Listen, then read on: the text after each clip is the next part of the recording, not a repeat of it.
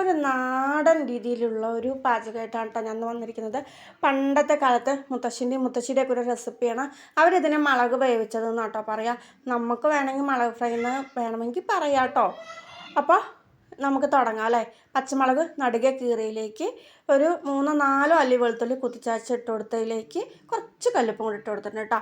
അത് വേവാനും അലിയാനുള്ള വെള്ളം കൂടെ നമുക്ക് ഒഴിച്ചു കൊടുത്ത് വേവാൻ വയ്ക്കാം അല്ലേ. അപ്പോൾ ഇതേ ഗ്യാസൊക്കെ കത്തിച്ച് ഞാനങ്ങനെ വേവാൻ വെച്ചിട്ടുണ്ട് കേട്ടോ. മൂടി വെച്ച് വേവിച്ചു എന്ന് പറഞ്ഞാൽ പെട്ടെന്ന് വെന്ത് കിട്ടും. ഇടയ്ക്ക് ഇളക്കി കൊടുക്കുകയും ചെയ്യണം കേട്ടോ. എന്നാലേ ആ വെളുത്തുള്ളിയുടെ ടേസ്റ്റും ഉപ്പിൻ്റെ ടേസ്റ്റൊക്കെ എല്ലാവിടെയും നന്നായി സെറ്റായി വരുള്ളൂ. അപ്പോൾ നമ്മുടെ ഇതേ പച്ചമുളക് വെന്തിട്ടുണ്ട് കേട്ടോ. വെള്ളമൊക്കെ നന്നായി വറ്റി വന്നിട്ടുണ്ട്. ഇതിലേക്ക് നമുക്ക് നാടൻ വെളിച്ചെണ്ണ ഒഴിച്ച് കൊടുക്കുക കേട്ടോ.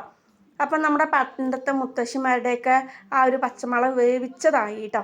ഇതിങ്ങനെ വേണമെങ്കിലും കഴിക്കാം. അതല്ല കുറച്ചുകൂടെ വെച്ച് നമുക്ക് നന്നായി മൊരിയിച്ച് നല്ല ഫ്രൈ ആക്കി എടുക്കാം കേട്ടോ.